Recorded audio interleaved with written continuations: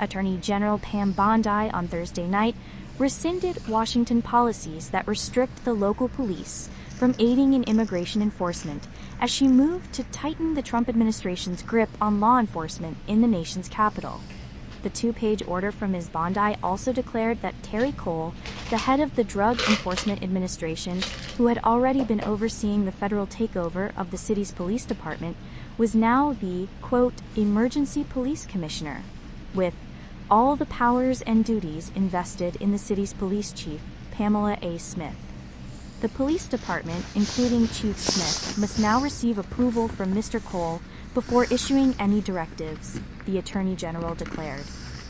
The directive seems intended to turn Washington from a sanctuary city into one that aggressively pursues undocumented immigrants, and was the most overt imposition yet by the Justice Department on the city's police since the 30-day federal takeover. It also appeared to open a new flashpoint in the relationship between the city's Democratic leadership and the Republican administration. In a legal opinion, the D.C. Attorney General, Brian Schwalb, told Mayor Muriel Bowser that Ms. Bondi's directive removing power from the police chief was unlawful. "You are not legally obligated to follow it," he advised her. Mr. Schwalb said the 1973 Home Rule Act, which granted Washington its limited self-government, gave the president the authority to direct the mayor to provide the president with police department services to address an emergency.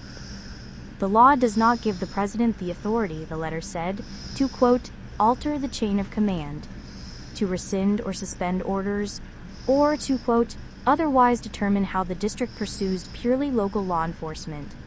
In a social media post late Thursday night, Ms. Bowser appeared to agree. "There is no statute that conveys the district's personnel authority to a federal official," she wrote, referring to Ms. Bondi's directive.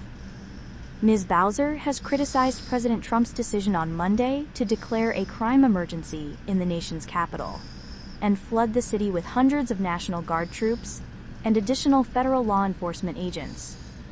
But the budding conflict threatened to upend what the mayor and police chief had characterized as a cooperative relationship with the Trump administration since the takeover. The local police have been conducting joint patrols with federal agents, and Washington's leaders have said they could use the help to reduce crime. Ms. Bondi's order followed a milder immigration directive Ms. Smith had issued Thursday morning. The earlier directive loosened restrictions on whether local police officers working with the new federal agents swarming the city could talk about the immigration status of people they stopped. But that order also reiterated long-standing city policy preventing the police from pursuing immigration cases. Ms. Bondi's directive goes further, declaring invalid city regulations dating to 2024 and 2023 that prohibit local police officers from arresting people solely for being undocumented immigrants and banning most kinds of cooperation with federal immigration authorities. The president's border czar said this week that the deployment of federal law enforcement across Washington would effectively negate local laws that limit cooperation with deportation efforts. D.C. under federal control is not going to be a sanctuary city, the official Tom Homan said on Fox News on Wednesday. "We're working with the police hand in hand. When we encounter a criminal illegal alien, they'll be turned over to ICE, and that's the way it should be," he added, referring to immigration and customs enforcement. Kash Patel, the FBI director, said on social media on Thursday that federal law enforcement agencies had made 45 arrests during their stepped-up overnight patrols in the city.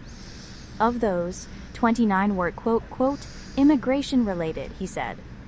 The FBI declined to comment when asked to clarify the status of the 29 people and what immigration-related arrests entailed.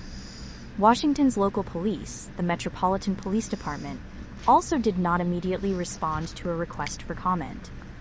Under Washington's sanctuary city law, known as the Sanctuary Values Amendment Act of 2020, local police officers have not been permitted to cooperate with federal immigration enforcement authorities by handing over anyone in their custody or by giving them access to detention spaces, except when a federal criminal charge is involved. Earlier this year, the Republican-controlled House voted to repeal Washington's sanctuary city law and force full cooperation with the federal authorities. The Senate has not yet taken up the legislation.